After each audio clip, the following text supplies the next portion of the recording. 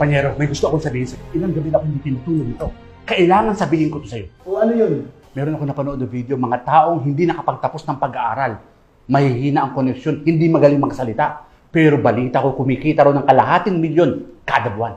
Ah, illegal yan. Scam yan. Di yan totoo. Totoo nga. Panoorin mo pa.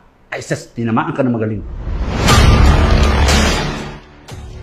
Nakabili po kami ng lupa, napagawa po kami ng bahay, two-story, at may 2 kwarto sa halaga po ng 6 million pesos po. At hindi ko naisip sa buong buhay ko na magkaroon ako ng ganito dahil grade 6 lang ang natapos ko.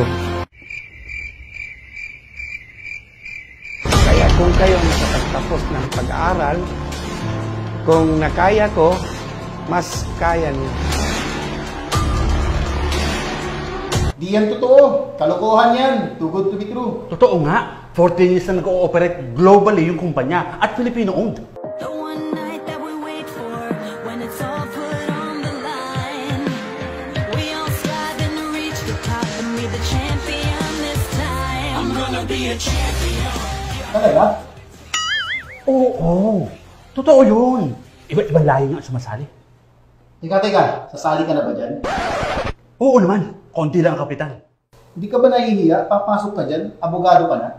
Hindi. Ang purpose natin dito hindi lang kumita, kundi makatulong sa mahihirap. Imagine mo, abogado tayo. Paano tayo nakakatulong sa mahihirap? Di ba nililibre natin yung kaso? Pero after 3 to 5 years, tapos na ang kaso, mahihirap pa rin sila. Dito sa negosyong ito, pag yung mga mahihirap, naturuan natin, pwede natin mabago ang buhay. Di mas mataas na antas ito bilang abogado.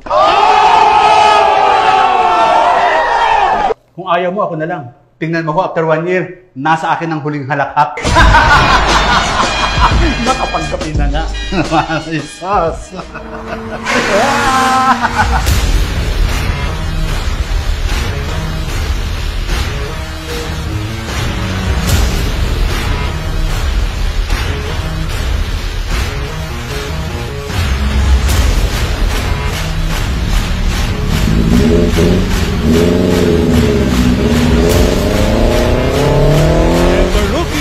Of the year is Andrew Maduro!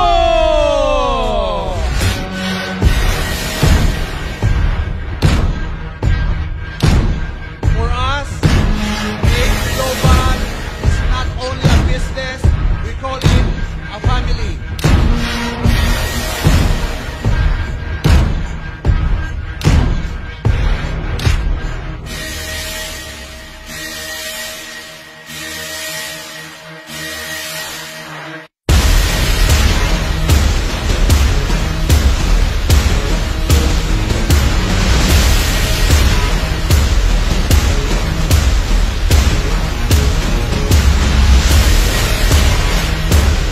Akala ko nung bata pa ako, ang pinakamagandang trabaho sa buong mundo ay maging abogado.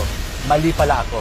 Ang pinakamagandang trabaho pala sa buong mundo ay yung trabaho na kaya mong baguhin ang buhay ng ibang tao.